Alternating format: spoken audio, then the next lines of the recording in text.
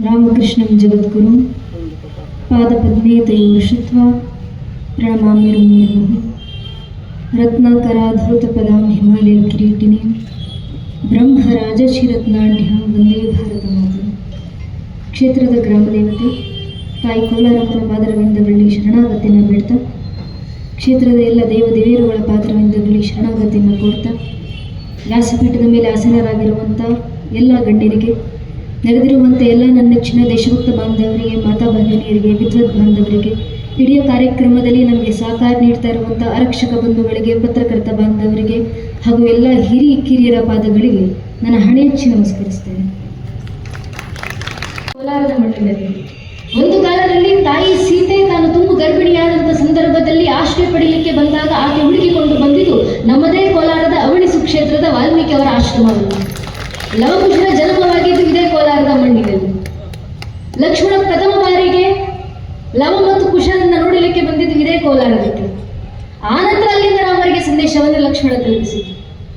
ಇಡೀ ಜ್ಞಾನ ಪರಂಪರೆಯನ್ನು ಹೊಂದಿರುವಂಥ ಈ ಕೋಲಾರ, ಅದರಲ್ಲೂ ಇಲ್ಲಿಯ ಚಿನ್ನವನ್ನ ಮಾರಾಟ ಮಾಡಬೇಕಂದ್ರೆ ಎಲ್ಲಿ ಮಾರಾಟ ಮಾಡಬೇಕಂದ್ರೆ ಬಂಗಾರ ಬೆಳ್ಳಿ ಚಿನ್ನವನ್ನ ಮಾರಾಟ ಮಾಡ್ತಿದ್ದಂತ ಬಂಗಾರದ ಪೇಟೆ ಇದು. ಇಲ್ಲಿಯ ಹಿರಿಮೆಯನ್ನ ಮುಂದಿನ ಪೀಳಿಗೆಗೆ ತಲುಪಿಸುವಂತ ಕಾರ್ಯ ಇವತ್ತು ನಡಿಬೇಕಾಗಿದೆ. ಇಲ್ಲಿ ಯಾವ ವಿಷಯ ಅಂತ ಬಂದಾಗ ಕಾರ್ಯಕ್ರಮದಲ್ಲಿ ಹಿರಿಯರು ಹೇಳಿದರು, ಹಿಂದೂ ರಾಷ್ಟ್ರ ಪ್ರೇಮ, ಸದ್ಭಾವನೆ, ಸಾಮರಸ್ಯ. ಈಗಿನ ಸಂದರ್ಭದಲ್ಲಿ ಆಗಲೇ ಹಿರಿಯರೆಲ್ಲ ಇತ್ತೀಚಿನವರೆಗೂ ಬಹಳ ಮಾರ್ಮಿಕವಾಗಿ ಸೂಕ್ಷ್ಮ ರೀತಿಯಲ್ಲಿ ನಮಗೆ ಸಾಮರಸ್ಯ ಅಂದ್ರೆ ಯಾವುದು, ಸದ್ಭಾವನೆ ಅಂದ್ರೆ ಯಾವ ರೀತಿ ಬೆಳೆಸಿಕೊಳ್ಬೇಕು, ಯಾವ ಕಾರಣಕ್ಕೆ ದೇಶಕ್ಕೆ ಅದರ ಅವಶ್ಯಕತೆ ಇದೆ, ದೇಶದಲ್ಲಿ ಪ್ರಸ್ತುತ ನಾವು ಜಾಗೃತ ಪಡೆಯಬೇಕಾಗಿರುವಂತಹ ವಿಷಯಗಳು ಯಾವುದು ಅನ್ನೋದ್ರ ಬಗ್ಗೆ ಸಂಕ್ಷಿಪ್ತವಾಗಿ ವಿವರಿಸಿಕೊಟ್ಟಿದ್ದಾರೆ. ನಮ್ಮ ಹಿರಿಯರು ಹಿಂದಿನ ಕಾಲದಿಂದಲೂ ನಮಗೆ ಇದರ ಉಪದೇಶವಾಗಿ ನೀಡಬಹುದು. ವಿಶ್ವ ಹಿಂದೂ ಪರಿಷತ್ನ ಸ್ಥಾಪನೆ ಆಗಿದ್ದೇ ಇದೇ ಉದ್ದೇಶದಿಂದ. ಚಿನ್ಮಯಾನಂದ ಸ್ವಾಮಿಗಳ ಆಶ್ರಮದಲ್ಲಿ ವಿಶ್ವ ಹಿಂದೂ ಪರಿಷತ್ನ ಸ್ಥಾಪನೆಯನ್ನ ಸಂಘದ ಹಿರಿಯರು ಕೂತು ಮಾಡಬೇಕಾದ್ರೆ ಈ ವಿಶ್ವ ಹಿಂದೂ ಪರಿಷತ್ ಎಂಬ ಸಂಘಟನೆಗೆ ಯಾವುದು ಧ್ಯೇಯ ವಾಕ್ಯ ಅಂತ ಕೇಳಿದಾಗ ಸ್ವಾಮಿ ಚಿನ್ಮಯಾನಂದರು ವಿಶ್ವ ಹಿಂದೂ ಪರಿಷತ್ಗೆ ಕೊಟ್ಟಂತ ಪ್ರಥಮ ಧ್ಯೇಯ ವಾಕ್ಯ ಯಾವುದು ಅಂದ್ರೆ, ಹಿಂದುವ ಸೋದರ ಸರ್ವೇ ನಾ ಹಿಂದೂ ಪತೀತೋ ಭವೇತ್ ಮಮ ದೀಕ್ಷಾ ಹಿಂದೂ ರಕ್ಷಾ ಮಮ ಮಂತ್ರ ಸಮಾನತ. ಹಿಂದುವ ಸೋದರ ಸರ್ವೇ, ಹಿಂದೂಗಳೆಲ್ಲರೂ ಸೋದರರು. ನಾ ಹಿಂದೂ ಪತೀತೋ ಭವೇತ್, ಹಿಂದೂಗಳಲ್ಲಿ ಯಾರು ಪವಿತ್ರರೂ ಇಲ್ಲ ಅಪವಿತ್ರರೂ ಇಲ್ಲ. ಮಮ ದೀಕ್ಷಾ ಹಿಂದೂ ರಕ್ಷಾ, ನನ್ನ ಜೀವನದ ದೀಕ್ಷೆಯೇ ಹಿಂದುತ್ವದ ರಕ್ಷಣೆ. ಮಮ ಮಂತ್ರ ಸಮಾನ, ಪ್ರತಿಯೊಬ್ಬ ಹಿಂದುವಿನ ಮನಗಳಲ್ಲಿ ಬಿತ್ತುವಂತ ಕೆಲಸ ಆಗಬೇಕು ಅಂತ ಹಿರಿಯರು ನೇಯ್ದುಕೊಟ್ಟು ಹೋದಂತ ಮಾರ್ಗದರ್ಶನ. ಆ ಮಾರ್ಗದರ್ಶನದಲ್ಲೇ ಸಾಗಿ ಬರುವಂತ ಕೆಲಸವನ್ನ ಇಷ್ಟು ವರ್ಷಗಳ ಕಾಲ ವಿಶ್ವ ಹಿಂದೂ ಪರಿಷತ್ನ ಜೊತೆಗೆ ಮಾತೃಶಕ್ತಿಯ ಸಂಘಟನೆಯೊಂದಿಗೆ ಇಡೀ ದೇಶದಾದ್ಯಂತ ಈ ಶಕ್ತಿ ಸಂಚಲನದ ಕಾರ್ಯ ನಿರಂತರವಾಗಿ ನಡೀತಾ ಬಂದಿದೆ. ಈ ಸದ್ಭಾವನೆ, ಈ ಸಾಮರಸ್ಯ ಬೆಳೆಯಬೇಕು. ಇದನ್ನು ಹಿರಿಯರ ಆದರ್ಶವಾಗಿ ಕೂಡ ನೀಡುವುದು. ಒಂದು ಕಾಲದಲ್ಲಿ ಮಂಕುತಿಮ್ಮನ ಕಗ್ಗದಲ್ಲಿ ಗಿರೀಜ್ ಅವರೇ ಬರೆದು ಹೋಗಿದರು, ದಿನ ದಿನವೂ ಕುಸಿದು ಕಟ್ಟಿಸಿಕೊಳ್ಳುವ ಗುಡಿ ವಿಶ್ವ, ಜನರೆಲ್ಲ ಈ ವಿಶ್ವದಾಳುಗಳು, ಮತವೇನು ಕುಲವೇನು ಮನೆಯೇನು ಎಳಿಸದಿರೋ ಮಂಕುತಿಮ್ಮ. ಯಾವುದು ಮತ, ಯಾವುದು ಮನೆ, ಯಾವುದು ಪಂಥ, ಯಾವುದು ಕುಲ, ಎಲ್ಲವನ್ನು ಮೀರಿ ಈ ಗುಡಿಯಂತೆ ಇರುವಂತ ಈ ಮಣ್ಣಿನನ್ನ ನಿರ್ಮಾಣ ಮಾಡಲಿಕ್ಕೆ, ಈ ನಾಡನ್ನ ನಿರ್ಮಾಣ ಮಾಡಲಿಕ್ಕೆ ಒಗ್ಗಟ್ಟಾಗಿ ಬನ್ನಿ ಅಂತ. ನಮ್ಮ ಮತ ಯಾವುದು, ನಮ್ಮ ಕುಲ ಯಾವುದು, ನಮ್ಮ ಜಾತಿ ಯಾವುದು ಅಂತ ಕೇಳಿದಾಗ ನಮ್ಮ ಉತ್ತರ ಯಾವುದು ಅಂದ್ರೆ ಕುವೆಂಪು ಅವರು ಕೊಟ್ಟಂತ ಉತ್ತರ, ತಾಯಿ ಭಾರತಿ ಕುಲವೇ ಎನ್ನ ಕುಲವೆಂದು, ತಾಯಿ ಭಾರತಿ ಮತವೇ ಎನ್ನ ಮತವೆಂದು, ಆತ್ಮವಚ್ಯುತವೆಂದು, ಜನ್ಮಗಳು ಭಾವೆಂದು, ಭಾರತಿಗೆ ಜಯವೆಂದು, ನಡಿಮುಂದೆ ನಡಿಮುಂದೆ ನುಗ್ಗಿ ನಡಿಮುಂದೆ, ಜಗ್ಗದೆ ಕುಗ್ಗದೆ ಹಿಗ್ಗಿ ನಡಿಮುಂದೆ ಅಂತ ಕುವೆಂಪು ಅವರು ಕೊಟ್ಟಂತ ಆದರ್ಶ ಇದೆಯಲ್ಲ, ಅದು ನಮ್ಮ ಮತ, ಅದು ನಮ್ಮ ಕುಲ, ಅದು ತಾಯಿ ಭಾರತಿ ಸುಪುತ್ರರಾಗಿ ನಾವು ಮಾಡಬೇಕಾಗಿರುವಂತ ಕೆಲಸ. ಈ ಆದರ್ಶ, ಈ ಸದ್ಭಾವನೆ, ಈ ಸಾಮರಸ್ಯ ಯಾವತ್ತು ರಾಷ್ಟ್ರದಲ್ಲಿ ಬೆಳೆಯುತ್ತೆ ಅಂದ್ರೆ ನಮ್ಮಲ್ಲಿ ರಾಷ್ಟ್ರ ಪ್ರೇಮ ಎಂಬುದು ಬಿತ್ತಿದಾಗ ಮಾತ್ರ. ಈಗಿನ ಸಮಯದಲ್ಲಿ ನಿಲ್ಲಬೇಕಾದ, ಸಲ್ಲಬೇಕಾದ, ವಿಶೇಷವಾಗಿ ಇತ್ತಿನ ಶತಕಗಳಲ್ಲಿ ವಿದ್ಯಾಮಾನ ಮಾಡಿಕೊಳ್ಳಲೇಬೇಕಾದಂತ ವಿಷಯ ರಾಷ್ಟ್ರ ಪ್ರೇಮ ಮತ್ತು ರಾಷ್ಟ್ರೀಯತೆ. ಯಾಕೆ ಈ ರಾಷ್ಟ್ರ ಪ್ರೇಮ, ಯಾಕೆ ಈ ನಾಡಿನ ಪರವಾಗಿದ್ದ ಸ್ವಾಭಿಮಾನ, ಅಭಿಮಾನ? ಸಾವಿರಾರು ದೇಶಗಳು, ನೂರಾರು ದೇಶಗಳು, ಹತ್ತಾರು ನಾಗರಿಕತೆಗಳು, ಲಕ್ಷಾಂತರ ಮತಪಂಥಗಳು.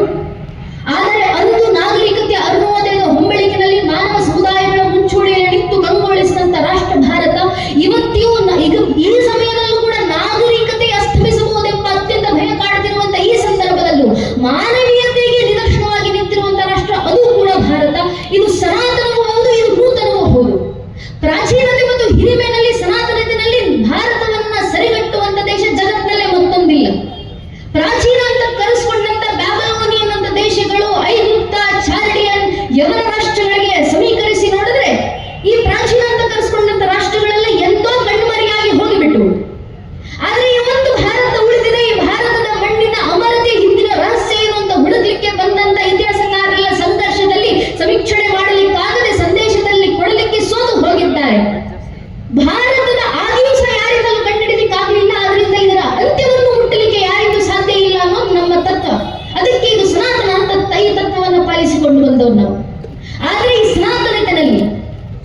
ಸನಾತನ ನಿಜ. ಆದರೆ ಈ ಮಣ್ಣಿನ ಅಮರತೆಯನ್ನು ಕಾದುಕೊಳ್ಳಲಿಕ್ಕೆ ಇದರ ಹಿಂದೆ ಒಂದು ಶಕ್ತಿ ಸಂಚಲನವೇ ಕೆಲಸ ಮಾಡ್ತಿತ್ತಲ್ಲ, ಆ ಶಕ್ತಿ ಯಾವುದು? ಇದೇ ರಾಷ್ಟ್ರವನ್ನ ನಾಶ ಮಾಡಬೇಕು, ಭಾರತೀಯ ಪರಂಪರೆಯನ್ನು ಒಡೆಯಬೇಕು, ಭಾರತೀಯತೆಯನ್ನು ನಶಿಸಿ ಹೋಗಬೇಕಂತ ನಮ್ಮ ಮೇಲೆ ಆದಂತ ದಾಳಿ ಒಂದೆರಡಲ್ಲ ನನ್ನ ನೆಚ್ಚಿನ ಬಂಧುಗಳೇ. 1000ಕ್ಕೂ ಹೆಚ್ಚು ವರ್ಷಗಳ ಕಾಲ ಭಾರತದ ಮೇಲೆ ದಾಳಿಯಾಗಿದೆ. ಯಾವ ಕಾರಣದಿಂದ? ಅನೇಕರು ಬಂದು ಭಾರತಕ್ಕೆ, ಇಡೀ ಭಾರತದ ಇತಿಹಾಸದಾದ್ಯಂತ ಭಾರತಕ್ಕೆ ಪ್ರವಾಸಿಗರಾಗಿ ಬಂದವರಿದ್ದಾರೆ, ದುರಾಸೆಗರಾಗಿ ದಾಳಿ ಮಾಡಿದವರಿದ್ದಾರೆ, ಬಂದು ಕಲಿತವರಿದ್ದಾರೆ, ಕಲಿಸಿ ಹೋದವರು ಇದ್ದಾರೆ, ಬೆರೆತವರಿದ್ದಾರೆ, ಬೇರೆಯಾದವರು ಇದ್ದಾರೆ. ಆದರೆ ಭಾರತವನ್ನು ನಾಶ ಮಾಡಲೇಬೇಕು ಅಂತ ಬಂದಂತ 100 ಶಕ್ತಿಗಳ ಪರಂಪರೆ ಇದೆ. ಈ 1000 ವರ್ಷಗಳ ನಿರಂತರ ದಾಳಿ ಏನು ಮಹಾಂತ ನಾವು ಅಂದುಕೊಂಡ್ರೆ, ಒಮ್ಮೆ ಇತಿಹಾಸದ ಪುಟಗಳನ್ನು ತಿರುವ ಎಲ್ಲೋ ಇದು ಜಗತ್ತಿನ ಮುಂದೆ ಪಿರಮಿಡ್ಗಳನ್ನು ಕಟ್ಟಿ ಮೆರೆದು ಪ್ರಾಚೀನ ಅಂತ ಕರೆಸಿಕೊಂಡಂತ ಈಜಿಪ್ಷಿಯನ್ ಜನಾಂಗ, ಎಲ್ಲೋ ಇದು ಜಗತ್ತನ್ನು ಆಳಲಿಕ್ಕೆ ಬಿಚ್ಚುಗತ್ತಿಯನ್ನು ಕೈ ಹಿಡಿದು ಬಂದಂತ ರೋಮನರ ಜನಾಂಗ, ಎಲ್ಲೋ ಇದು ಜಗತ್ತಿಗೆ ತತ್ವಜ್ಞಾನಗಳ ಶಿರೋಮಣಿಯಾಗಿ ಮೆರೆದಂತ ಗ್ರೀಕಿನ ಜನಾಂಗ, ಎಲ್ಲೋ ಇದು ಜಗತ್ತಿಗೆ ಭಾಷಾಶಾಸ್ತ್ರವನ್ನೇ ಪರಿಶೀಲಿಸಿಕೊಟ್ಟಂತ ಪರ್ಷಿಯನ್ ಜನಾಂಗ, ಎಲ್ಲೋ ಇದು ಬ್ಯಾಬಿಲೋನಿಯನ್ ಜನಾಂಗ, ಎಲ್ಲೋ ಇದು ಮೆಸೊಪೊಟೇಮಿಯನ್ ಜನಾಂಗ, ಎಲ್ಲೋ ಇದು ಚಾರ್ಡಿಯನ್ ಜನಾಂಗ, ಎಲ್ಲೋ ಇದು ಐಗುಪ್ತರು, ಎಲ್ಲೋ ಇದು ಯವನ ರಾಷ್ಟ್ರಗಳು. ಪ್ರಾಚೀನ ಅಂತ ಮೆರೆದಂತ ಈ 35 ಜನಾಂಗಗಳು ಅಲ್ಪಾಯುಗಳಾಗಿ ಕಾಲಗರ್ಭ ಸೇರಿದು. ನಮ್ಮ ಕಣ್ಣು ಮುಂದೆ ಕಣ್ತಿರದಂತ 106 ಮತಬಂಧಗಳು ಕಣ್ಮರೆಯಾಗಿ ಹೋದವು. ಯಾಕೆ?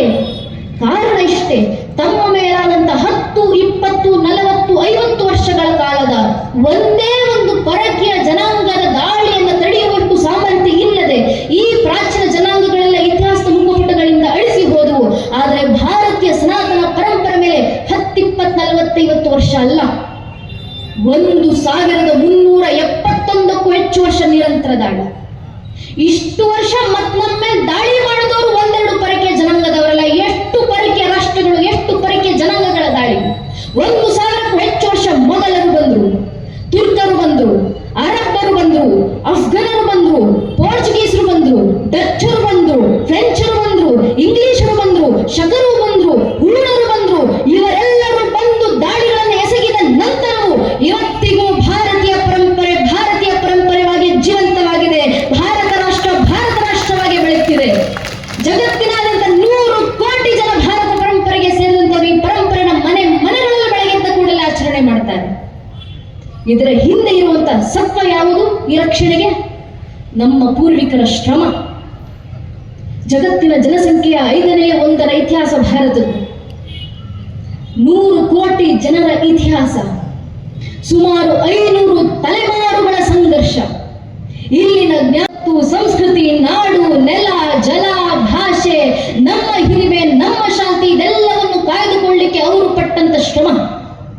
ಈ ಒಂದು ರಾಷ್ಟ್ರವನ್ನು ಬೆಳೆಸಬೇಕು, ಇಲ್ಲಿಯ ಪರಂಪರೆನ ಜಗತ್ತಿಗೆ ಪರಿಚಯಿಸಿಕೊಡ್ಬೇಕಂತ ನಮ್ಮ ಪೂರ್ವಿಕರು ಜಗತ್ತಿನಾದ್ಯಂತ ಓಡಾಡಿದ್ರು. ಜಗತ್ತಿನ ಜನಗಳೆಲ್ಲ ತಮ್ಮ ಪರಂಪರೆಯನ್ನು ಬೆಳೆಸಬೇಕು ಅನ್ನೋ ಕಾರಣಕ್ಕೆ ಕೈಯಲ್ಲಿ ಕತ್ತಿಯನ್ನು ಹಿಡಿದು ಜಗತ್ತಿನ ಜನರ ರುಂಡವನ್ನು ಚೆಂಡಾಡಿ ರಕ್ತವನ್ನು ಹರಿಸಿ ಆ ರಕ್ತದ ಓಕುಳಿಯಲ್ಲಿ ಮಿನ್ನಂತ ಮಣ್ಣಿನ ಮೇಲೆ ಸಾಮ್ರಾಜ್ಯ ಕಟ್ಟಿ ಮೆರೆದ್ರು. ಆದ್ರೆ ನಮ್ಮ ಭಾರತೀಯರು ಯಾವತ್ತೂ ಆ ಕೆಲಸ ಮಾಡಲಿಲ್ಲ. ನಮ್ಮ ಪೂರ್ವಿಕರು ಕೈಯಲ್ಲಿ ಶಸ್ತ್ರ ಹಿಡಿದು ಇನ್ನೊಬ್ಬರ ಸಂಹಾರದಿಂದ ಸಾಮ್ರಾಜ್ಯ ಕಟ್ಟಿದವರಲ್ಲ. ನಮ್ಮ ಪೂರ್ವಿಕರ ಒಂದು ಕೈಲಿ ಕಮಂಡಲವಿತ್ತು, ಮತ್ತೊಂದು ಕೈಲಿ ಅಭಯದ ಮುದ್ರೆ ಇತ್ತು. ನಮ್ಮ ಪೂರ್ವಿಕರ ಬಾಯಲ್ಲಿ ಶಾಂತಿ ಮಂತ್ರವಿತ್ತು. ಜಗತ್ತಿನಾದ್ಯಂತ ಓಡಾಡಿದ್ರು, ಪ್ರಪಂಚದ ಮೂಲೆ ಮೂಲೆಗಳಿಗೂ ಹೋದ್ರು, ಭಾರತದಲ್ಲಿತ್ತು, ಜಗತ್ತಿಗೆ ಕರೆ ಕೊಟ್ಟರು. ಏತದ್ದೇಶ ಪ್ರಸೂಸಸ್ಯ ಸಕಾಶ ಅಗ್ರಜನ್ಮನಃ ಸ್ವಂಶಂ ಸರಿತ್ರಂ ಶಿಕ್ಷಣ ಪೃಥವ್ಯಾಂ ಸರ್ವ ಮಾನವಃ. ಕೃತ್ಯ ಸರ್ವ ಜನಗಳೇ, ನಿಮ್ಮ ಅಗ್ರಜರಾದಂತ ಮನುಕುಲಕ್ಕೆ ಹಿರಿಯರಾದಂತ ನಾವು ಭಾರತೀಯರು ಭಾರತದಲ್ಲಿದ್ದೀವಿ, ನಮ್ಮ ಬಳಿ ಬನ್ನಿ, ನಿಮಗೆ ಬೇಕಾದಂತ ಜ್ಞಾನವನ್ನ ಪ್ರೀತಿಯಿಂದ ದಾರಿ ಎಳೆದು ಕೊಡ್ತೀವಿ ಅಂತ ಜಗತ್ತಿನ ಜನರಿಗೆ ಕರೆ ಕೊಟ್ಟರು ನಮ್ಮ ಪೂರ್ವಿಕರು. ಇಲ್ಲಿ ನಲಂದ, ತಕ್ಷಶಿಲಾ, ವಿಕ್ರಮಶಿಲಾ, ನಾಗಾರ್ಜುನ ಅಂತ 16 ವಿಶ್ವವಿದ್ಯಾನಿಲಯಗಳನ್ನು ಸ್ಥಾಪನೆ ಮಾಡಿ ಆ ವಿಶ್ವವಿದ್ಯಾನಿಲಯಗಳಲ್ಲಿ 14 ವಿದ್ಯೆ, 64 ಕಲೆಗಳನ್ನ ಸಾವಿರಾರು ಉಪಾಧ್ಯಾಯರ ಮೂಲಕ ಲಕ್ಷಾಂತರ ಜನರಿಗೆ ತಲುಪಿಸುವಂತ ಕೆಲಸವನ್ನ ಸಾವಿರಾರು ವರ್ಷಗಳ ಕಾಲ ನಿರಂತರವಾಗಿ ಮಾಡಿಕೊಂಡು ಬಂದರು. ಜಗತ್ತಿಗೆ ಜ್ಞಾನ ಪರಂಪರೆಯನ್ನು ಹಂಚಿದ್ರು. ಜಗತ್ತಿಗೆ ಚಾಣಕ್ಯನ ಕೂಟನೀತಿಗಳ ಜ್ಞಾನವನ್ನು ಕೊಟ್ಟವರು ನಾವು ಭಾರತೀಯರು. ಋಗ್ವೇದ, ಯಜುರ್ವೇದ, ಸಾಮವೇದ, ಅಥರ್ವವೇದ ಅಂತ ಚತುರ್ವೇದ ಮತ್ತು ವೇದ ಶಾಖೆಗಳನ್ನು ನೀಡಿದವರು ನಾವು ಭಾರತೀಯರು. ಆಗಮಗಳನ್ನು ಜಗತ್ತಿಗೆ ಪರಿಚಯ ಮಾಡಿಕೊಟ್ಟಿದ್ದು ನಾವು ಭಾರತೀಯರು. ಸಂಹಿತೆಗಳನ್ನು ಪರಿಚಯ ಮಾಡಿಕೊಟ್ಟವರು ನಾವು ಭಾರತೀಯರು. ಅರಣ್ಯಗಳನ್ನು ಪರಿಚಯ ಮಾಡಿಕೊಟ್ಟಂತವರು ನಾವು ಭಾರತೀಯರು. ಬ್ರಾಹ್ಮಣಗಳನ್ನು ಪರಿಚಯ ಮಾಡಿಕೊಟ್ಟಂತವರು ನಾವು ಭಾರತೀಯರು. ಉಪನಿಷತ್ತುಗಳನ್ನ ಪರಿಚಯ, ಈಶೋಪನಿಷತ್ತು, ಕೇನೋಪನಿಷತ್ತು, ಕಠೋಪನಿಷತ್, ಷಟ್ಪ್ರಶ್ನೋಪನಿಷತ್ ಅಂತಹ 108 ಉಪನಿಷತ್ತುಗಳನ್ನು ಜಗತ್ತಿಗೆ ಕೊಡುಗೆಯಾಗಿ ಜ್ಞಾನ ಪರಂಪರೆ ನೀಡಿದವರು ನಾವು ಭಾರತೀಯರು. ರಾಮಾಯಣವನ್ನು ಕೊಟ್ಟವರು ನಾವು ಭಾರತೀಯರು.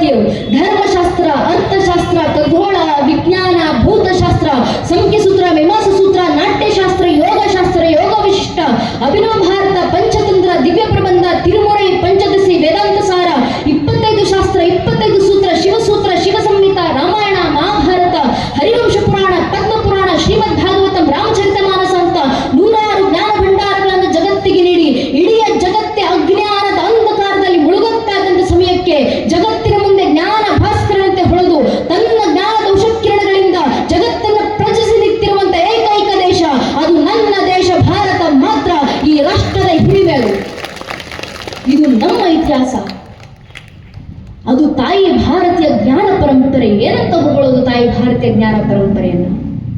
ಯಾರ ಗುಣವನ್ನು ಇಳಿಸದೆ, ಯಾರ ಮತವನ್ನು ಕೇಳದೆ, ಯಾರ ರಾಷ್ಟ್ರದ ಹೆಸರನ್ನು ಬಯಸದೆ ಇಡೀ ಜಗತ್ತಿನ ಮಕ್ಕಳು ತನ್ನ ಮಕ್ಕಳೆಂದು ಜಗತ್ತಿನ ಮುಂದೆ ವಿಶ್ವಮಾತೆ ಸ್ಥಾನದಲ್ಲಿ ನಿಂತು ಜಗತ್ತಿಗೆ ಜ್ಞಾನದ ಸೂರ್ಯ ಧಾರೆಯನ್ನು ಹರಿಸಿದ್ದು ನಮ್ಮ ತಾಯಿ ಭಾರತಿ.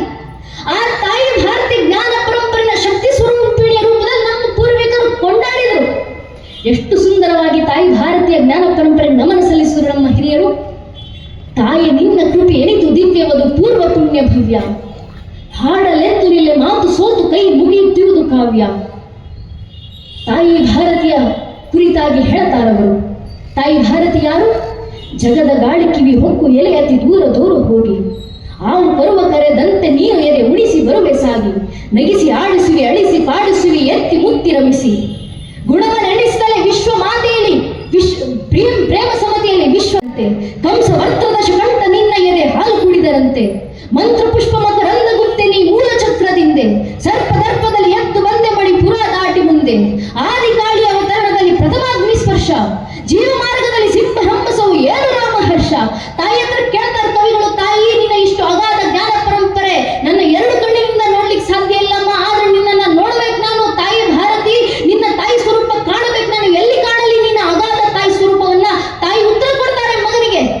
ತಾಯಿ ಭಾರತಿ ಶಕ್ತಿ ಸ್ವರೂಪಿಣಿಯಲ್ಲಿಂತು ಹೇಳ್ತಾಳೆ, ವಿಶ್ವರೂಪವನ್ನು ನೀನು ಕಾಣು ಜಗದ ಹೆಂಗಳಲ್ಲಿ. ಕವಿ ಕೇಳ್ತಾರೆ, ಎನ್ನ ಬಲವೇ ಅದು ನನ್ನಿಂದ ಸಾಧ್ಯವ? ತಾಯಿ ಹೇಳ್ತಾರೆ, ಮೋಹ ಮುಸುಕಿದೊಡೆ ನನ್ನ ಕೂಗಿದರೆ ನಿನ್ನ ಬೆನ್ನಿಗೆ ಹೆನು, ನಿನ್ನ ದೃಷ್ಟಿ ನಯವಿರಲು ತಂದ ಈ ಸೃಷ್ಟಿಯಲ್ಲ ನಾನು. ಆ ತಾಯಿ ಭಾರತೀಯ ಆ ವಿಶ್ವರೂಪ ಆ ಜ್ಞಾನ ಸ್ವರೂಪವನ್ನ ವರ್ಣಿಸಿದಂತ ನಮ್ಮ ಪೂರ್ವಿಕರು. ವಿಶೇಷ ಅಂದ್ರೆ ಈ ಜ್ಞಾನ ಭಾರತದಲ್ಲಿ ಹುಟ್ಟಿತು ಅಂತಲ್ಲ, ಜ್ಞಾನವನ್ನ ಜಗತ್ತಿಗೆ ತೋರಿಸಿಕೊಟ್ಟಂತ ಅನೇಕ ಪ್ರಾಚೀನ ಜನಾಂಗಗಳಿದ್ದಾವೆ.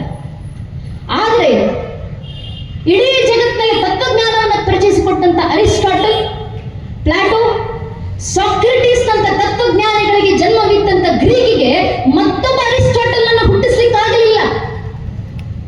ಅದೇ ಗ್ರೀಕ್ನ ದೇಶದಲ್ಲಿ ಮತ್ತೊಬ್ಬ ಪ್ಲಾಟೋ ಅಂತ ವ್ಯಕ್ತಿ ಹುಟ್ಟಲಿಲ್ಲ.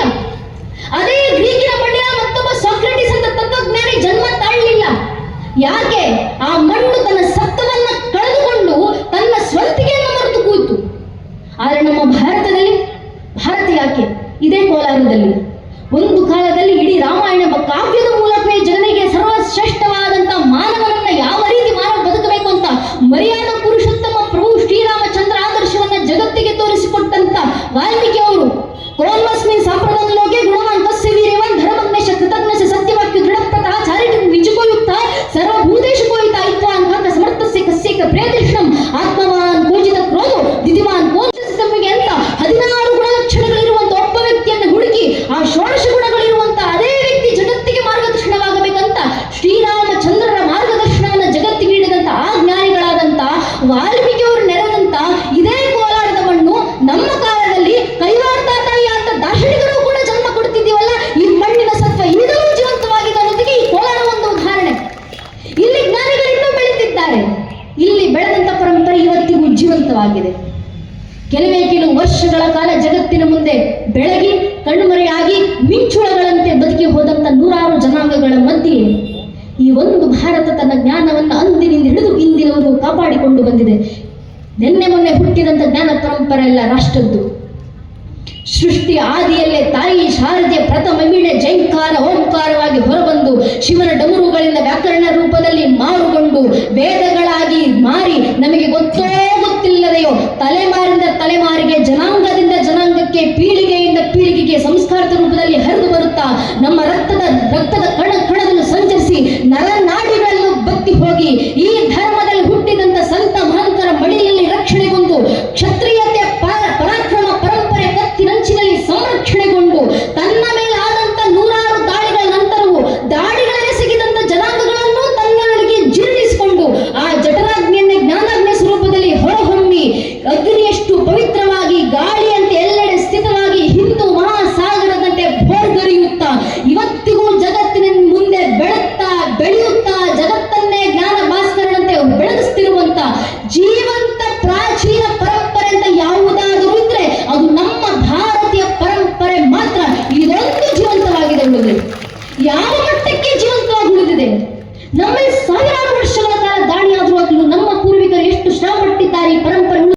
ನಾವು ರಾಮತಾರಕ ಮಂತ್ರವನ್ನು ಹೇಳಿದ್ವಿ, ಬರಬೇಕಾದ್ರೆ ಸ್ತೋತ್ರಗಳನ್ನು ಹೇಳ್ತಿದ್ವಿ. ಇದು ಉಳಿಸಿಕೊಳ್ಳೋದು ಸಾಮಾನ್ಯವ? ಅಂದು ಹುಟ್ಟಿದಂಥ ತಾಯಿ ಶಾರದೆ ಕೃಪೆಯಿಂದ ಹುಟ್ಟಿದಂಥ ಆ ವೇದಗಳು, ಅದರ ರಕ್ಷಣೆ ಎಷ್ಟು ಕರಾರುವಕ್ಕಾಗಿ ನಮ್ಮ ಪೂರ್ವಿಕರು ಮಾಡಿ ಬಂದಿದ್ದಾರೆಂದರೆ, ಸೃಷ್ಟಿ ಆದಿಯಲ್ಲಿ ಹುಟ್ಟಿದಂಥ ಆ ವೇದಗಳು ಇವತ್ತಿಗೂ ಬರದು ಸಾವಿರಾರು ವರ್ಷಗಳಾಗಿದ್ದಾವೆ. ನಮ್ಮದು ಬರೆಯುವ ಪರಂಪರೆ ಅಲ್ಲ, ಶ್ರವಣ ಮನನದ ಪರಂಪರೆ, ಗುರು ಶಿಷ್ಯ ಪರಂಪರೆ. ಗುರು ಹೇಳಬೇಕು, ಶಿಷ್ಯ ಕೇಳಬೇಕು, ಅರ್ಥ ಸಹಿತ ಮುಂದಿನ ಪೀಳಿಗೆ ತಲುಪಿಸಬೇಕು. ಆ ಶ್ರವಣ ಮನನ ಪರಂಪರೆಯಲ್ಲಿ ಹುಟ್ಟಿ ಲಕ್ಷಾಂತರ ವರ್ಷಗಳಾಗಿದ್ದಾವೆ, ಬರೆದು ಸಾವಿರಾರು ವರ್ಷಗಳಾಗಿದ್ದಾವೆ. ಅದನ್ನು ದಾಖಲಿಸಿ ನೂರಾರು ವರ್ಷಗಳು ಕಳೆದು ಹೋಗಿದ್ದಾವೆ.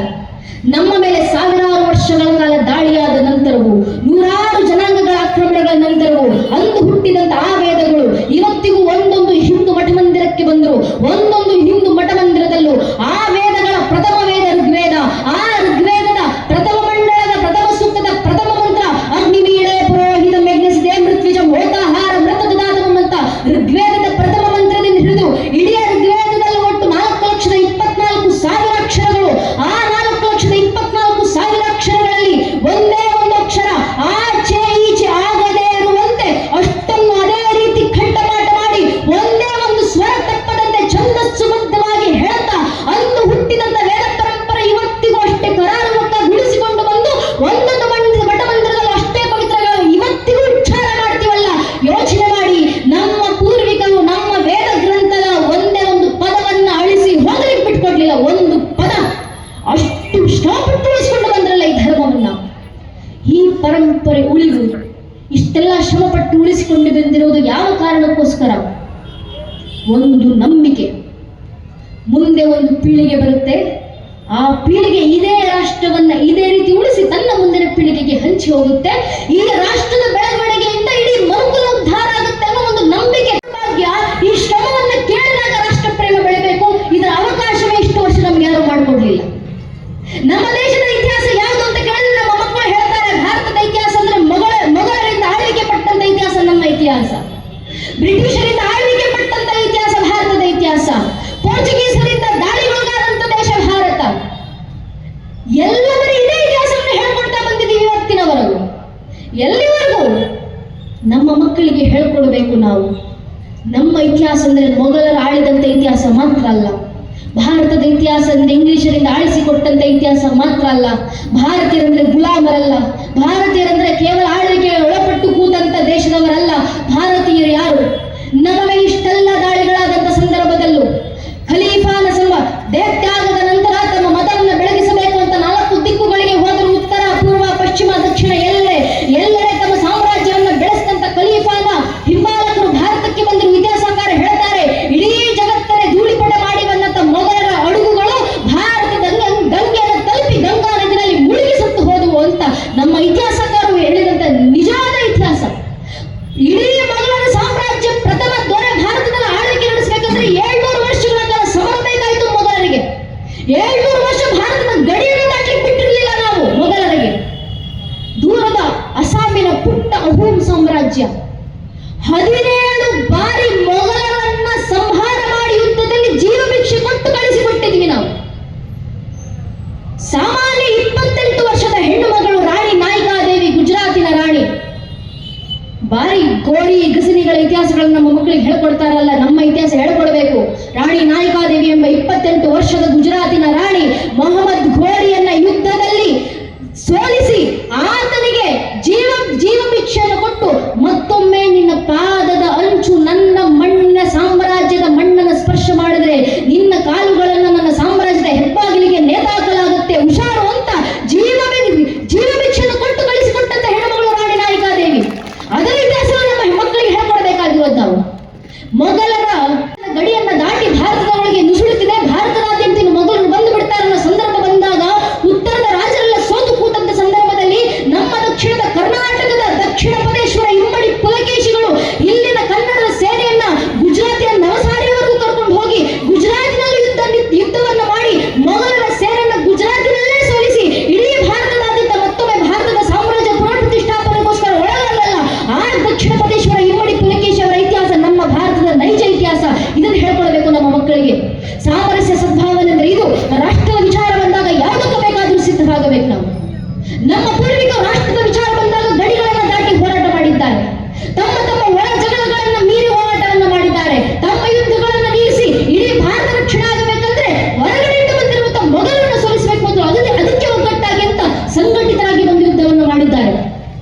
ನಮ್ಮದೇ ಕರ್ನಾಟಕದ 3ನೇ ವೀರ ಬಲ್ಲಾಳರು ತಮಿಳುನಾಡಿನ ತಿರುವಣ್ಣಾಮಲೈನಲ್ಲಿ ಕೂತ್ಕೊಂಡು ಇದು ನಮ್ಮ ಗಡಿ ವಿಚಾರ ಅಲ್ಲ, ದೇಶ ರಕ್ಷಣೆ ಆಗಬೇಕು, ಪರಂಪರೆ ರಕ್ಷಣೆ ಆಗಬೇಕು, ಒಗ್ಗಟ್ಟಾಗಿ ಬನ್ನಿ ಅಂತ ನೂರಾರು ರಾಜರನ್ನ, ಸಾಮಂತ ರಾಜರನ್ನ ಒಗ್ಗೂಡಿಸಿ ಇಡೀ ದೇಶದಾದ್ಯಂತ ಯುದ್ಧ ಮಾಡಬೇಕು ಅನ್ನೋ ಪ್ರೇರಣೆ ಕೊಟ್ಟು ಇಡೀ ಜೀವನ ಯುದ್ಧದಲ್ಲೇ ಕಳೆದು ಕೊನೆಗೆ 80ರ ವಯಸ್ಸಿನಲ್ಲಿ ರಣರಂಗದಲ್ಲಿ ಹುತಾತ್ಮರಾಗುವಂತ ಪ್ರೇರಣೆಯನ್ನು ಕೊಟ್ಟಂತವರು 3ನೇ ವೀರ ಬಲ್ಲಾಳರು, ನಮ್ಮ ಕರ್ನಾಟಕದ ರಾಜ. ಅರುಣಾಚಲೇಶ್ವರ ದೇವಸ್ಥಾನ ರಕ್ಷಣೆ ಮಾಡಿದಂತವರು. ಅವರ ನಂತರ ಚಿಕ್ಕಾಯಿ ದೇವಿಯವರ ಮಾರ್ಗದರ್ಶನದಲ್ಲಿ ಗಂಡುಗಲಿ ಕುಮಾರರಾಮರ ಪ್ರೇರಣೆಯಲ್ಲಿ ಸಂಗಮ ಸಹೋದರಿ ಎಂದು ಬಂದರು. ಇಡೀ ಭಾರತದಾದ್ಯಂತ ಮೊಘಲರ ದಾಳಿಯಿಂದ ಭಾರತೀಯ ಪರಂಪರೆ ತತ್ತರಿಸಿ ಹೋಗ್ತಿದ್ದ ಸಂದರ್ಭ ಬಂದಾಗ ಭಾರತದಲ್ಲಿ ಮತ್ತೊಮ್ಮೆ ಭಾರತೀಯತೆಯ ಪುನರುತ್ಥಾನ ಆಗಬೇಕು ಅಂತ ಸಂಕಲ್ಪವನ್ನು ತೊಟ್ಟು ಇಡೀ ದೇಶದಾದ್ಯಂತ ಏಕಛತ್ರಾಧಿಪತ್ಯವನ್ನು ಸಾಧಿಸುವಂತ ಪ್ರೇರಣೆ ತೊಟ್ಟು ಭಾರತದಲ್ಲಿ ಮತ್ತೊಮ್ಮೆ ಭಾರತೀಯ ಸಾಮ್ರಾಜ್ಯ ಪ್ರತಿಷ್ಠಾಪನೆಗೆ ಅಡಿಪಾಯ ಹಾಕಿದಂತ ಹಕ್ಕರಾಯ ಬುಕ್ಕರಾಯ ಅಂತ ಹಿಂದೂರಾಯ ಸುರತ್ರಾಣರು. ಅದರ ನಂತರ ಬುಕ್ಕ ಭೂಪತಿಯ ಮಗ ಕುಮಾರ ಕಂಪಿಲ ಕರ್ನಾಟಕ ಮತ್ತು ಕನ್ನಡ ಪ್ರಾಂತ ಮತ್ತು ತೆಲುಗು ಪ್ರಾಂತಗಳಲ್ಲಿದ್ದಂತ ಮೊಘಲರನ್ನ ಆಚೆ ತಪ್ಪಿ ಆಯಿತು, ಇಲ್ಲಿನ ರಕ್ಷಣೆ ಆಯಿತು. ಈಗ ರಕ್ಷಣೆ ತಮಿಳುನಾಡಿನ ಭಾಗದಲ್ಲಿ ಇನ್ನೂ ಮೊಘಲರ ದಾಳಿದ್ದಾವೆ. ಇಡೀ ಮದ್ರಾಸಿನ ಪ್ರಾಂತದಲ್ಲಿ ಮೀನಾಕ್ಷಿ ಅಮ್ಮನವರ ದೇವಸ್ಥಾನದಲ್ಲಿ ಪೂಜೆ ಇಲ್ಲ, ಕಾಮಾಕ್ಷಿ ಅಮ್ಮನವರ ದೇವಸ್ಥಾನದಲ್ಲಿ ಪೂಜೆ ಇಲ್ಲ, ರಂಗನಾಥನ ದೇವಸ್ಥಾನದಲ್ಲಿ ಪೂಜೆ ಇಲ್ಲ, ರಾಜರಾಜೇಶ್ವರಿ ಅಮ್ಮನವರ ದೇವಸ್ಥಾನದಲ್ಲಿ ಪೂಜೆ ಇಲ್ಲ. ಇದೇ ನೆಲದಲ್ಲಿ ಹುಟ್ಟಿದಂತ ಇದೇ ಪರಂಪರೆಯನ್ನು ನಾವು ಪಾಲಿಸಬೇಕಂದ್ರೆ ಮತ್ಯಾವುದೋ ದೇಶದಿಂದ ಬಂದವರಿಗೆ ತೆರಿಗೆಯನ್ನು ಕೊಡಬೇಕು. ಇಂಥ ಪರಿಸ್ಥಿತಿಯಲ್ಲಿ ಹೇಗೆ ಧರ್ಮ ರಕ್ಷಣೆ ಆಗುತ್ತೆ, ಹೇಗೆ ರಾಷ್ಟ್ರ ರಕ್ಷಣೆ ಆಗುತ್ತೆ?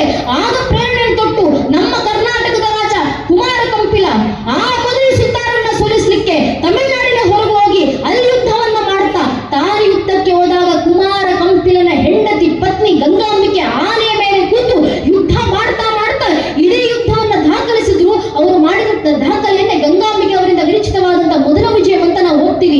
ಆ ಮೊದಲ ವಿಜಯದಲ್ಲಿ ಗಂಗಾಂಬಿಕೆ ಅವರು ಪ್ರಶ್ನೆ ಮಾಡ್ತಾರೆ, ನಾವು ಯುದ್ಧಕ್ಕೆ ಬಂದ್ವಿ, ಯಾರ ವಿರುದ್ಧ ನಮ್ಮ ಯುದ್ಧ ಸ್ವಾಮಿ? ನಾವು ಅಂದುಕೊಂಡ್ವಿ ಬೇರೆ ಯಾವುದೋ ದೇಶದಿಂದ ಬಂದಂತ ಮೊಘಲರ ವಿರುದ್ಧ ನಮ್ಮ ಯುದ್ಧ ಸಾರ್ತಿದ್ದೀವಿ ಅಂತ ನಾವು ಅಂದುಕೊಂಡಿದ್ದ ತಪ್ಪು. ಯುದ್ಧ ಬೇರೆ ದೇಶದಿಂದ ಬಂದವರ ಜೊತೆಗಲ್ಲ, ನಮ್ಮ ಭಾರತವನ್ನ ಮೊಘಲರ ಕೈಗೆ ಕೊಟ್ಟಿದ್ದು ನಾವು ಮೊಘಲರ ಪರಾಕ್ರಮದಿಂದಲ್ಲ, ನಮ್ಮವರ ಕುತಂತ್ರದಿಂದ. ನಮ್ಮವರು ನಮ್ಮ ಕೈ ಬಿಟ್ಟಿದ್ದಾರೆ, ರಾಷ್ಟ್ರದ ವಿರುದ್ಧವಾಗಿ ನಿಂತಿದ್ದಾರೆ. ಗಂಗಾಂಬಿಕೆ ಬೇಜಾರಿನಿಂದ ಬರೀತಾರೆ ಮೊದಲ ವಿಜಯದಲ್ಲಿ, ಪರಿಶೀಲಿಕ ಪಾರಸಿಕವಾಗುವ ಯವನಾನಂ ಯಥಾಶಿಕೆಭ್ಯ. ದೇವಸ್ಥಾನದಲ್ಲಿ ಕೂತ್ಕೊಂಡು ದೇವರ ಅರ್ಚನೆ ಮಾಡಬೇಕಾಗಿರುವಂತ ಹಿಂದೂಗಳ ಮೊಘಲರ ಆಸ್ಥಾನದಲ್ಲಿ ಕೂತ್ಕೊಂಡು ಮೊಘಲ್ ಸುಲ್ತಾನರಿಗೆ ಹೊಗಮಟ್ಟರಾಗಿ ಸಾಹಿತ್ಯ ಬರ್ಕೊಂಡು ಕೂತಿದ್ದಾರೆ. ಯಾರ ವಿರುದ್ಧ ನಮ್ಮ ಯುದ್ಧ? ಗಂಗಾಂಬಿಕೆ ಕೇಳಿದಂತ ಪ್ರಶ್ನೆ, ಮಾತಿರದ ಕಂಟುಗಳು ಭಯಭೀತ ಭಾವಗಳು ಹಿಂದೂ ಬಂಧುಗಳೆಲ್ಲ ಹರಿದು ಹಂಚಿರಲು, ಪ್ರಹಾರ ಸರಿಸಿ ತನ್ನ ಅಸ್ತಿತ್ವವನ್ನು ತಾನು ಬರುತ್ತಿರಲು, ಉರುಳ ಹಾರದ ಹಗ್ಗ ತಾಯ ಕೊಳ್ಳ ಬಿಗಿದಿದೆ, ದಾಸ್ಯ ಮದಿರೆ ಕುಳಿದು ದೇಶ ಮಲಗಿದೆ, ದೀನರಿವರ ಥವಾಗ್ಯರೆಂದು ಹಿಂದೂ ಸಂತಾನವನ್ನು ಜಗವು ಜರುಗುತ್ತಿದೆ ಕವಿಗಳು ಬರೆದು. ಆ ಪರಿಸ್ಥಿತಿಯಲ್ಲಿ ಭಾರತ ಇತ್ತು. ಆಗಲೂ ಭಾರತೀಯರು ನಿರ್ಧಾರ ಮಾಡಿದ್ರು, ಭಾರತ ರಕ್ಷಣೆ ಆಗಬೇಕಂದ್ರೆ ಮೊದಲು ಭಾರತೀಯರನ್ನ ಸಂಘಟಿಸಬೇಕು. ಅಂದು ವೀರ ಬಲ್ಲಾಳರು ಮಾಡಿದ ಕೆಲಸ, ಹಕ್ಕರಾಯ ಬುಕ್ಕರಾಯರು ಮಾಡಿದ ಕೆಲಸವನ್ನ ಕುಮಾರ ಕಂಪಿಲ ಮುಂದುವರಿಸಿದ್ರು. ಇಡೀ ದಕ್ಷಿಣ ಭಾರತದಾದ್ಯಂತ ಎಲ್ಲ ಹಿಂದೂ ರಾಜರನ್ನ ಸಂಘಟಿಸಿದ್ರು. ಸಂಘಟನೆ ಮೂಲಕ ಭಾರತವನ್ನ ಮತ್ತೊಮ್ಮೆ ಪ್ರತಿಷ್ಠಾಪಿಸುವಂತ ಕೆಲಸವನ್ನ ಮಾಡಿದ್ರು. ಕೃಷ್ಣಾ ನದಿ ಆಚೆ ತೀರದವರೆಗೂ ಮೊಘಲರನ್ನ ತಪ್ಪಿದ್ರು. ಕೃಷ್ಣಾ ತೀರದಿಂದ ಹಿಡಿದು ದಕ್ಷಿಣ ಸಾಗರದವರೆಗೂ ಏಕಛತ್ರಾಧಿಪತ್ಯವನ್ನ ಮತ್ತೊಮ್ಮೆ ಸಾಧಿಸಿ ಭಾರತದಲ್ಲಿ ಭಾರತೀಯ ಸಾಮ್ರಾಜ್ಯವನ್ನು ಪ್ರತಿಷ್ಠಾಪನೆ ಮಾಡಿದ್ರು. ಅದರ ಪ್ರೇರಣೆಯಿಂದ, ವಿಜಯನಗರದ ಪ್ರೇರಣೆಯನ್ನು ಪಡೆದು ನಂತರ ಶಿವಾಜಿ ಮಹಾರಾಜರು ಎದ್ದು ಬಂದ್ರು. ಹಿಂದೂ ಧರ್ಮ ಪ್ರತಿಷ್ಠಾ ಸಿದ್ಧಶರಣ ಸದಾಮಿ ಎಂಬ ತತ್ವದಲ್ಲಿ. ಇನ್ನೇನು ಮೊಘಲರನ್ನ ಸೋಲಿಸಿ ಆಯ್ತು, ಭಾರತ ವಾಪಸ್ ಮರಳಿ ಭಾರತೀಯರ ಕೈಗೆ ಸಿಕ್ತು ಅನ್ನೋ ವೇಳೆಗೆ ಇಂಗ್ಲಿಷರ ದಾಳಿ ಆಯಿತು. ಆಗಲೂ ಭಾರತ ಸುಮ್ಮನೆ ಕೂರಲಿಲ್ಲ. ಎಂಥ ಸಮರದ ಇತಿಹಾಸ ನಮ್ಮದು! ಎಷ್ಟು ತಲೆಮಾರುಗಳ ಕಾಲ ಈ ಸಂಘರ್ಷ ನಿರಂತರವಾಗಿ ಹರಿದು ಬಂತು. ಮತ್ತೊಮ್ಮೆ ನಮ್ಮ ಪೂರ್ವಿಕರು ಸಿದ್ಧರಾದರು. ಯಾವ ಮಟ್ಟದ ರಾಷ್ಟ್ರ ಪ್ರೇಮ ಅದು! ದೆಹಲಿಯ ಸುಲ್ತಾನ ಬಹದ್ದೂರ್ ಶಾ ಜಫರ್ ತನ್ನನ್ನ 1857ರ ಯುದ್ಧದಲ್ಲಿ ಬಂಧಿಸಿ ಕರೆಕೊಂಡು ಹೋಗಿ ಅವರನ್ನ ಗಲ್ಲಿಗೇರಿಸುವ ಸಂದರ್ಭದಲ್ಲಿ ದೆಹಲಿಯ ಸುಲ್ತಾನ ಹೇಳಿದಂತ ಮಾತು, ನೀವನ್ನ ಎಲ್ಲ ಬೇಕಾದ್ರೂ ಮಣ್ಣು ಮಾಡಿ ಪರವಾಗಿಲ್ಲ, ನನ್ನ ದೇಶದ ಮಣ್ಣಿನ ಒಂದು ಹಿಡಿಯನ್ನ ನನ್ನ ಎದೆಯ ಮೇಲೆ ಇಟ್ಟು ನನ್ನ ಮಣ್ಣು ಮಾಡಿ, ಆಗ ನನಗೆ ವೀರ ಸ್ವರ್ಗ ಪ್ರಾಪ್ತಿ ಅಂತ ಬಹದ್ದೂರ್ ಶಾ ಜಫರ್ ಹೇಳಿದ್ರಲ್ಲ. ಅಂಥ ರಾಷ್ಟ್ರ ಪ್ರೇಮ. ಸುರಪುರದ ಚಿಕ್ಕ ವೆಂಕಟಪ್ಪ ನಾಯಕರನ್ನ ಬಂಧಿಸಲಾಯಿತು. ಭಾರತದ ಪ್ರಥಮ ಸ್ವತಂತ್ರ ಸಂಗ್ರಾಮದಲ್ಲಿ ಮುಂಚೂಣಿಯಲ್ಲಿ ನಿಂತು ನೀವು ಕೆಲಸ ಮಾಡಿದ್ದೀರಾ ಅನ್ನೋ ನೆಪದಲ್ಲಿ ಮೋಸದಿಂದ ಬಂಧಿಸಿದ್ರು. ಬಂಧನವಾದಾಗ ಸುರಪುರದ ಚಿಕ್ಕ ವೆಂಕಟಪ್ಪ ನಾಯಕರ ಬಂಧನವಾಗ್ತದೆ ಇಂಗ್ಲಿಷರ ಕೈ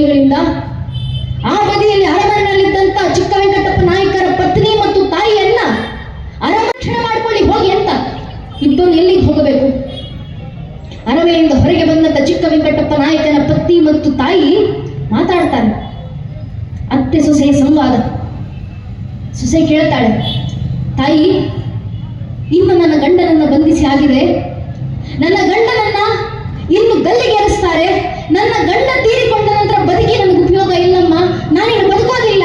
ನಿನಗೆ ಮತ್ತೊಬ್ಬ ಹಿರಿಯ ಮಗ ಇದ್ದಾನಲ್ಲ, ನಿನ್ನ ಹಿರಿಯ ಮಗನ ಸಾಮ್ರಾಜ್ಯಕ್ಕೆ ಹೋಗೋ, ಅವನ ಅರಮನೆಯಲ್ಲಿ ಆಶ್ರಯ ಪಡ್ಕೊ ಅಂತ ಸೊಸೆ ಅತ್ತೆಗೆ ಹೇಳಿದಾಗ ಅತ್ತೆ ಉತ್ತರವನ್ನು ಕೊಡ್ತಾರೆ, ಇಡೀ ದೇಶ ರಾಷ್ಟ್ರ ರಕ್ಷಣೆಗೋಸ್ಕರ ಯುದ್ಧಕ್ಕೆ ಅಂತ ಪ್ರಥಮ ಸ್ವತಂತ್ರ ಸಂಗ್ರಾಮಕ್ಕೆ ಸಿದ್ಧವಾಗಿ ನಿಂತಿದ್ರೆ ನನ್ನ ಹಿರಿಯ ಮಗ ಭಾರತೀಯರ ಜೊತೆ ಸಮರಕ್ಕೆ ನಿಂತು ಯುದ್ಧದಲ್ಲಿ ರಣರಂಗದಲ್ಲಿ ಯುದ್ಧ ಮಾಡೋದು ಬಿಟ್ಟು ಬ್ರಿಟಿಷರ ಜೊತೆ ಕೈ ಮಿಲಾಯಿಸಿ ಕೂತಿದ್ದಾರೆ. ನಾನು ಸತ್ತರೂ ಪರವಾಗಿಲ್ಲ, ರಾಷ್ಟ್ರದ್ರೋಹಿ ಅರಮನೆಯಲ್ಲಿ ನಾನು ಅವಸರ, ನನಗೆ ಬೇಕಾಗಿಲ್ಲ ಅವಕಾಶ ಅಂತ ತಾಯಿ ಮತ್ತು ಸೊಸೆ ಒಬ್ಬರ ಸೆರಗನ್ನು ಒಬ್ಬರ ಸೆರಗಿಗೆ ಕಟ್ಟಿಕೊಂಡು ನದಿಗೆ ಹಾರಿ ಸತ್ತರೂ ಪರವಾಗಿಲ್ಲ, ರಾಷ್ಟ್ರದ್ರೋಹಿಯ ಅರಮನೆಯಲ್ಲಿ ಅವಸರ ಬೇಕಾಗಿಲ್ಲ ನನಗೆ, ಅಂತ ಆಶ್ರಯ ಬೇಕಾಗಿಲ್ಲ ನನಗೆ ಅಂತ ಹುತಾತ್ಮರಾದಂತೆ ಇಬ್ಬರು ಹೆಣ್ಣು ಮಕ್ಕಳವರು. ಅವರ ಪ್ರೇರಣೆ